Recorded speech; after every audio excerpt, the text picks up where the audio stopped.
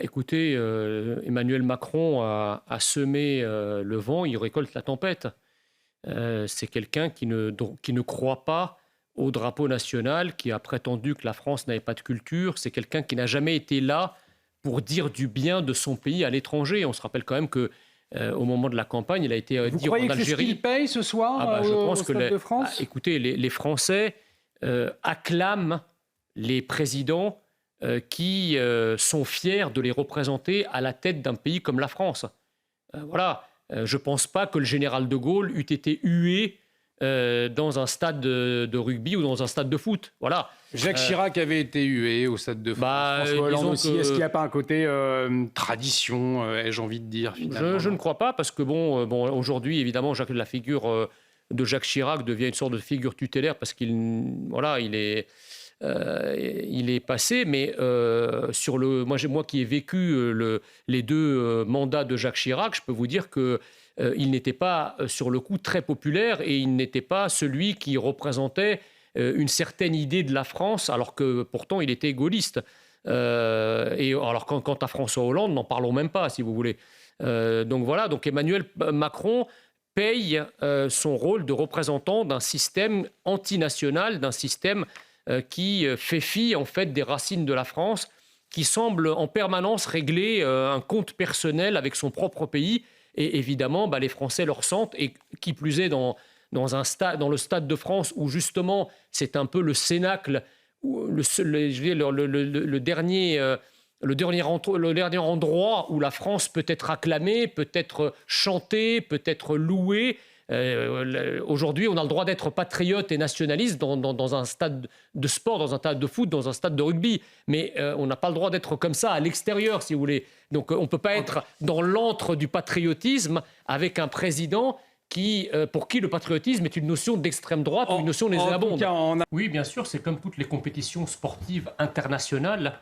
Vous savez, le sport est l'antre, le dernier refuge en quelque sorte, où les Français peuvent être chauvins et patriotes de manière décomplexée et de manière fière. C'est finalement la seule agora où s'exprime une forme de fierté nationale qui ne soit pas systématiquement taxée, encore que, peut-être qu'on en discutera, d'extrême droite. Voilà. Et donc, effectivement, il y a une forme de communion nationale, d'union nationale qui se crée autour de ces événements. Lorsque l'équipe de France voit son équipe jouer contre d'autres pays, il y a une forme d'adversité sportive qui se crée et qui rend, évidemment, la sortie du drapeau tricolore beaucoup plus facile et beaucoup plus légère. Voilà, ouais. Donc c'est très bien. Est-ce que le public du Stade de France, hier, a fait union également derrière son équipe de France, derrière son pays, avec beaucoup de spectateurs, pour ne pas dire l'intégralité du Stade de France, qui a sifflé Emmanuel Macron, le président. Avant le match, il a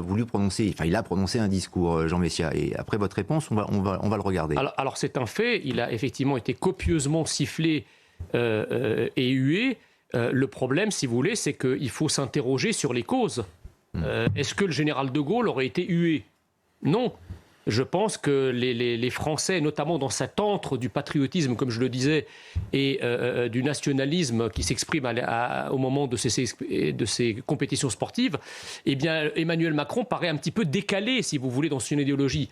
Les Français n'ont pas oublié qu'il avait insulté son pays à l'étranger en disant qu'il avait commis des crimes contre l'humanité en Algérie, n'ont pas oublié la morgue et le dédain dont Emmanuel Macron a fait preuve quand il a parlé des analphabètes, des illettrés, des Gaulois réfractaires, la manière dont il a traité les non-vaccinés qu'il entendait emmerder. Enfin, il y a un passif, si vous voulez, d'Emmanuel Macron qui le rend, comment dirais-je, déphasé par rapport à cette agora où flotte un drapeau tricolore qu'il n'a jamais lui-même vraiment défendu et auquel lui-même, au fond, il ne croit pas. Et ça, les Français le ressentent. Vous savez, les Français sont un peuple, comment dirais-je, intuitif. Ils sentent qui aime la France et qui ne l'aime pas. Et on ne peut pas dire qu'Emmanuel Macron ait donné beaucoup de signes d'amour de la France au cours de ces 6 années de mandat. Justement, je pense que la France du rugby n'est pas exactement la France d'Emmanuel Macron. C'est ça ce que je veux vous dire. c'est que le rugby est un sport qui reste quand même globalement homogène, est un sport qui n'est pas pourri par l'argent, est un sport qui n'est pas enracaillé comme peut l'être le football. Et donc, on sait faire la différence avec autre chose. D'ailleurs, on le voit bien d'ailleurs dans la cérémonie d'ouverture qui a été tant critiquée, dans la cérémonie de lancement, etc. Justement pour son côté, les gens critiquent un cliché de la France, comme si la France était un cliché. Cette France du rugby, c'est exactement la France qui est haï, abhorré par Emmanuel Macron et par d'ailleurs l'ensemble des progressistes, extrême gauche, écologistes, etc. C'est pour ça qu'il y a cette réaction-là. En fait, ce que disait Lionel Rousseau, c'est que les huées et les sifflements, et il a tout à fait raison, étaient quasi générales. C'est ça qui peut être choquant et impressionnant. Non, mais c'est ça qui en fait un symbole politique. Vous savez, s'il y en avait eu quelques-uns, ça dans un stade, vous pouvez pas contrôler. Je suis tout à fait d'accord avec vous. Mais quand vous avez tout un stade, la quasi-totalité d'un stade, qui exprime son refus de cette manière-là, ça interroge quand même. On peut pas y voir. Est-ce que c'est aussi grave, David Corcero et Jean Messia, est-ce que c'est aussi grave que de siffler la Marseillaise, comme c'est arrivé Pour moi, je pense que c'est pareil. Pour moi, je pense que c'est pareil. Pour moi, c'est la même chose. Mais non. Oui, mais on lance la Coupe du Monde de rugby. C'est l'événement que beaucoup de gens regardent à l'international. Un président qui se fait siffler sur un lancement. Mais je suis désolé, qu'on soit d'accord ou pas d'accord avec lui, je peux le comprendre. Il n'y a aucun problème. On respecte au minimum la fonction. Non, mais c'est un minimum de respect. Jean Messia, et après, et après, quand on lance l'événement, honnêtement, que ce soit le président de la République, non, mais votre avis, c'est autre chose. On retrouve Fabien Otteniente en direct. Jean Messia. Votre avis est parfaitement respectable, et en tout cas, je le respecte tout en le comprenant, sauf qu'on ne peut pas dire que siffler la Marseillaise, c'est comme siffler le président. Si vous sifflez la Marseillaise, vous sifflez la France. Si vous sifflez, et le président, c'est quoi? C'est la France. Si vous sifflez le président, vous sifflez le progressisme. Qui représente la France internationale? C'est le président. C'est exactement la même chose. Les téléspectateurs, la plupart sont français, ou en tout cas...